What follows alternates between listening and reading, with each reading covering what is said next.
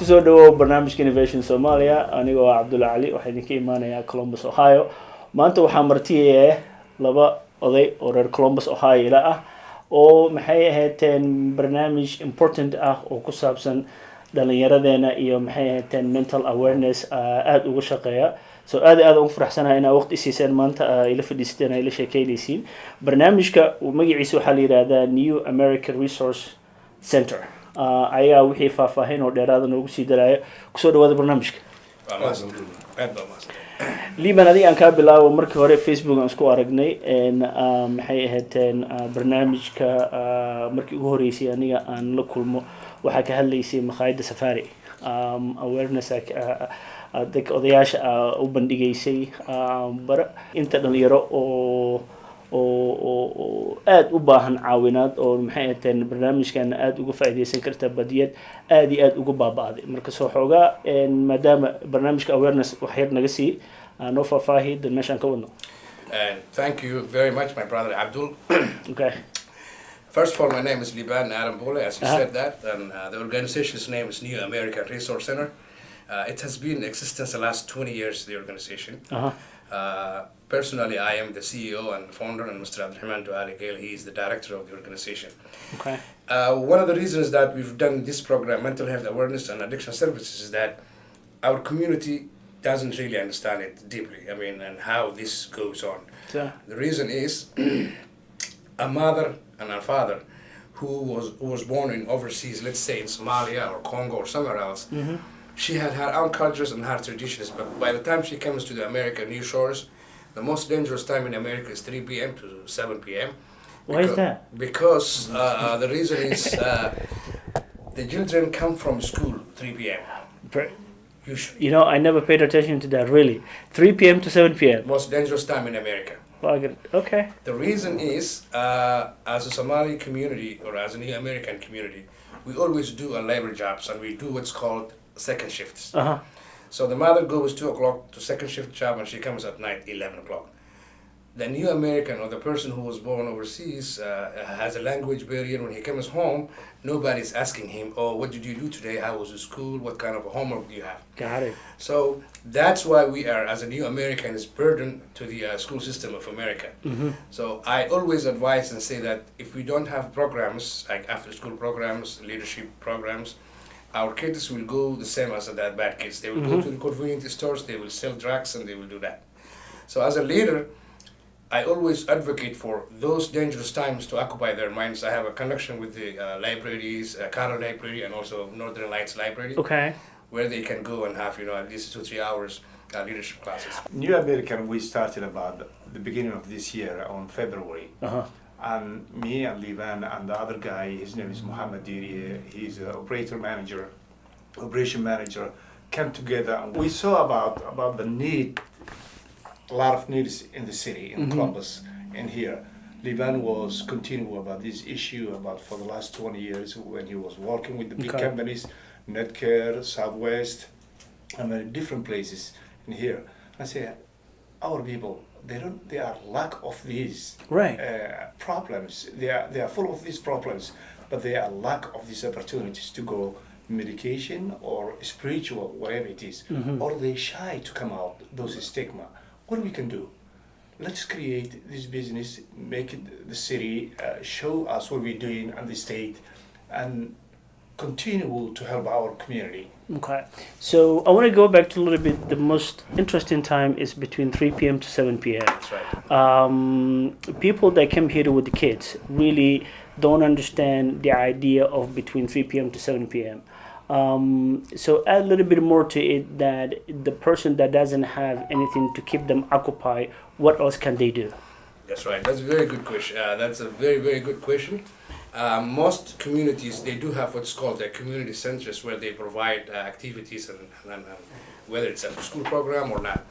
But our community, for instance, the Somali community, one thing that I'm very, very astonished is that in the summertime, there is a program called Summer Youth Program. Okay. So that means the 3 months, June, July, August, and September, the students who are not at school, they're given the chance to work for the non-profit organizations or for-profit organizations. Our community do not have that. Okay. Ethiopian communities have, Nepali communities have, every other communities have. And the reason that we don't have is we're not united. Okay. Until we are united to the core of the services, we will not reach our what we need. Potential. Our potential. That's right. But what makes us not united though?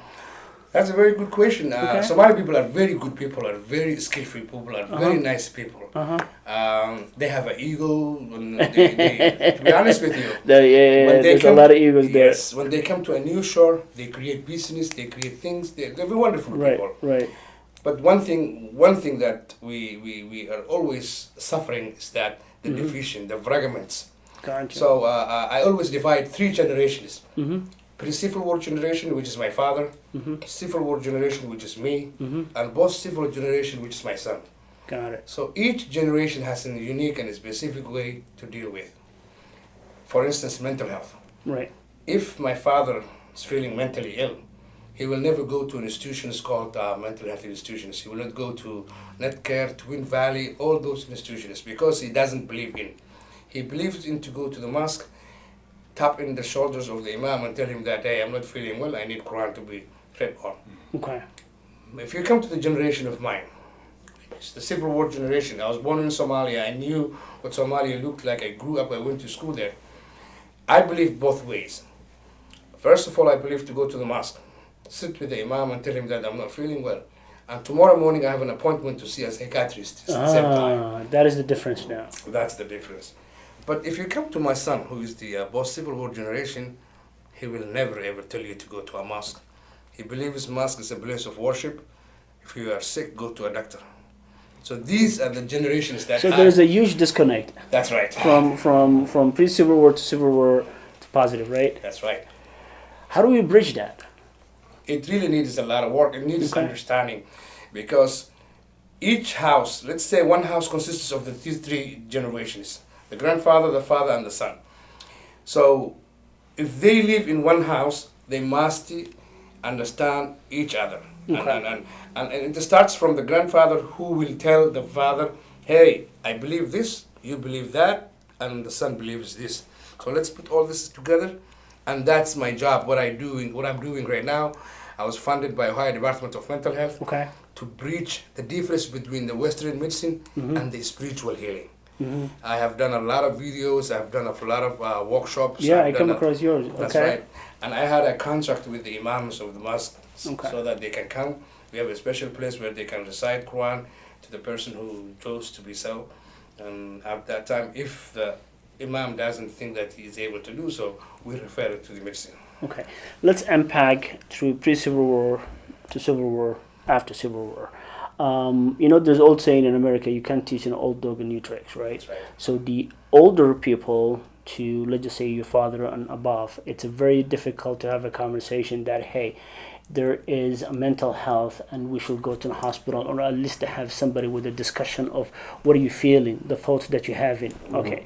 Now yours, you come into the picture, and we have seen, I grew up in Somalia, I have seen a lot of things. It takes just to uproot yourself, go to locate to another country, that itself, it's a burden. Not to mention a civil war, right? Then go to the refugee camp. I was in Mombasa, I was in Nairobi. I experienced a lot, so I understand now. But luckily, I came here young enough to understand that, hey, if there's something going on up here, I should at least attempt to talk to a doctor about what's going on. And did those you mentioned that you had a contract with the imams. What are they doing to bring outsider to the masjid to have a discussion about, and our people need some mental awareness going on? Yeah, that's a very good question. Yeah. What we did was, first of all, what we did was outreach. We have outreached the hardest reach communities, had to reach communities like Somalis and Nepalis and all that, because they're not exposed to the resources, these individuals. They don't have representations in the city, in the county, in the state, and in federal. They don't have anybody for there. So what we did was we had to do outreach. And then our outreach, we came up with to do with assessments, families and individuals. So let's talk about those assessments. What is entail in those assessments? Basically, those assessments we divide in two. Okay. The spiritual and the clinical. Okay. Let's say in the So who's doing the spiritual and the clinical? spiritual is done by the imams. Okay. The clinical are done by people who are clinically trained. Okay. For So- us, what we do, we strategize. Okay. Make the appointments, Okay. put them together, Okay. and then facilitate. Okay. So the imams, from specifically the masjid, what kind of spiritual that is taking place? So, for example, like, okay, you're not feeling because of what, or you're feeling this because we need to put it in a Quran kusarno. That's right. What is the difference between the two? Well, when the person comes to the masjid, Uh-huh. usually the person doesn't talk. He or she has accompanied with someone or Okay. family member. Okay. Okay. The family member gives the details of the Okay. person, says that this person doesn't sleep at night, he or she wakes up, have no appetite. So the imam has a certain category. If the appetite is less, if the sleep is less, he himself cannot do anything. He has to refer it to a clinical. Gotcha. Because that need is a chemical. But if the person comes to the imam and says that I have some, anxiety, worriedness. Gotcha. and Anxiety. this, Yeah. Then the imam will say, oh, maybe you might have an evil eye, or maybe you need a certain verses to read the Quran on you because Okay. you need the Quran. He decides because Okay. of the conversation between the client and the imam. Okay. The imam finds usually a tip that this person needs to read Quran. Awareness, right? A lot of people know that they're not feeling well in their head, right? Whether that's spiritual, whether that's chemical, all the above. I'm just solely talking about the stigma part of it. What can we do to increase, hey, it's okay for you just to come out and have a discussion? I'm glad we're having this talk because recently there was a new number for the mental health created hotline. It used to be it used to be 800. Now it's a 988. 988, So yes. now, if you feel like some type of way and you want to harm yourself or you want to do something, or at least like we think that hey, this person might harm themselves. There's a number to call the 911. Yeah, the main So how do we increase the awareness? The main problem is our people, they have a big stigma Okay. for this issue. Okay. If you just ask somebody a question, do you have ever COVID-19 happened to you? Right. Or raise their hand. Yeah. Oh, I have 2 or 3 times. Yeah. Do you have a pain in your stomach or pancreatic or whatever it is? Right. No, Shahid. Do you ever become just kind of mental illness? Nobody just raises his Right. hand or her Right. hand. Right. Because they think what they see the community as this person is crazy. Right. And it's not curable. And they don't trust at all. Maybe affects his job, his trust, his family, and the shame of the family. Right. That somebody's mental illness in this family and become public. What we started, how we can, if I get back to your question, is Yeah. how we gonna fight this? Right. Somalis, sometimes they like privacy. Mm-hmm. We made the imam privacy place in our office. We just come to their home and tell them what they can do, the easiest way to go, the mental health institution, and how they can reach easy without knowing anybody else. Right. If somebody goes to the masjids early, they come and maybe they go back when they see a lot of people they know. Oh, what happened to you today? Somalia is an oral society. Right. as you know Right. that. Yeah. Yeah. What happened? Oh, my friend or my sister or my daughter or my son is kind of has a mental issue. Everybody just kind of wide open eyes. Yeah, yeah, You will see yeah. the person is Yeah. even very close to Yeah. one. Yeah. That's what we started about. We make a speech for the Jum'ah that the mental health is curable. Yeah. And it's not disease that you're afraid to tell. Right. And we just talk all the messages. All the masjids. All the masjids. And people, Yeah. they become normal Yeah. issue. If you are sick, just follow and go over there or on that Right. company. Right. That's first we started. And then secondly, we went to session one by one. And the families, Yeah. Somali, we know about those who Yeah. are in the streets or in the last 6 months what we're doing is to fight this stigma and the shame with every community we go. Either individuals or group of families or in the Benadir Mall or Global Mall or any community we see, hey, did you ever have mental illness? Your family is that? Just these are our cards. Let us know. Nobody knows. It's secret. It's privacy. Yeah. We'll protect your privacy, and you get cured. Yeah. It's easy. Yeah. That's our main goal, and what we did, and we succeeded. We so far we reached, I think, about 1,000 something Okay. about family and individual together.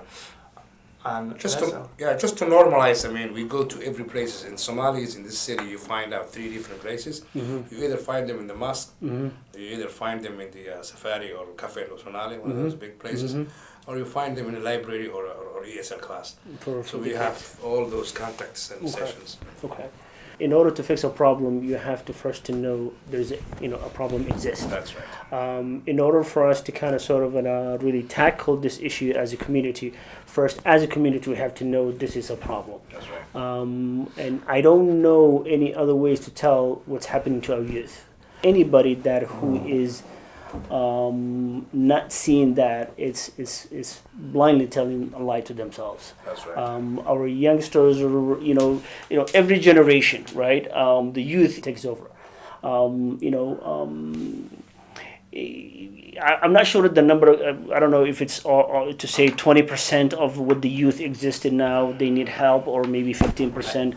Maybe I'm going off the top chart, but go ahead. Yeah, I do have a data that Okay. I wanted to share with everybody today. Okay. I started in 2016. 2016, 17, 18, 19, 20, 21, 22. The last 2 years we were in pandemic. We didn't have a lot of homicides, to be honest with you, Okay. Somali youth. Okay. But starting to 2016, it was 18, 2016. Okay. 2017 was 19. 19 kids. 19 kids. We went all of them cold cases. Okay. 2019 was the deadliest. Okay. It was 28. I have the numbers, and I have the names, and I have How many of that it's kind of drug related, such as like an overdose? Is it because the youth itself? I mean, or when you take a population, there is let's divide it into sections. Sections that are drug users, that are kind of sort of 1 or 2 times kind of sort of mixed up with the wrong crowd. Sections that are constantly in the wrong crowd. Whether it's usage drugs or whether it's for all the way in, put that on the side. But let's kind of sort of talk about the ones that are on the borderline. The reality of these drugs are obvious, my brother. To be honest with you, and it depends on the era of the time that we are in. When I was growing up, the rehabilitation drugs is called weed. That time, everybody used to use weed, and that was the normal drug. And if you use that drug, it's not a drag right now, I'm sorry to say. Right, no, right, yeah. But after 20 years, everything went, Y2K, everything is in digital. Even if you want to make something, you go to pharmaceutical. So the drugs that we knew is different right now, but to be honest with you. Okay. Our kids, our new American kids, Yeah. they are coming to a wrong time to America. America uses opioid now. Drugs is like a tablet, prescription tablets. What they do is, everything they use, starting from cocaine, sniffing it, they add to those tablets. They grind it, they put it on it, whether they sniff it, whether they smoke it, whether they just chew Inject it, yeah. Or put a drink in the water. The person drinking next to your son drinking Coke or Pepsi, and it's not real. Yeah, whatever they do it, they do that now, and it's very dangerous, to be honest with you. Right. Because last time I remember that I went to a place, somebody called me and said, Liibaan, come here, I want to show you youngsters what they're doing, and I went to their house. I have never seen, I don't know what it is, a group of youngsters, they were sitting around, and they were using, one of those balloons we used to use? Balloons. Balloon. Yeah, balloon. The like balloon birthday cake party, yeah. Buffin. Yeah, buffin, yeah. Everybody has a balloon. Yeah. And the balloon is with an air. So everybody will have it and release all the air. What's in there? I have no idea. When I came there, I just targeted the leader of the group. I get his number and then I walked away because I didn't know what they were using. I didn't want to be there. Yeah. So I communicated the guy and we were going to see each other this Monday. Okay. So what I'm telling you is that sometimes someone was sitting with you and you don't know what he or she is using as a track. Right. So now it's odorless, colorless. It's like a water. Even you don't know what it is. Yeah. Between 3 to 7 in sum it up your presentations to what the parents and the imams and the community leaders, if they were to be combined, what can they do for both of you guys? And, Okay.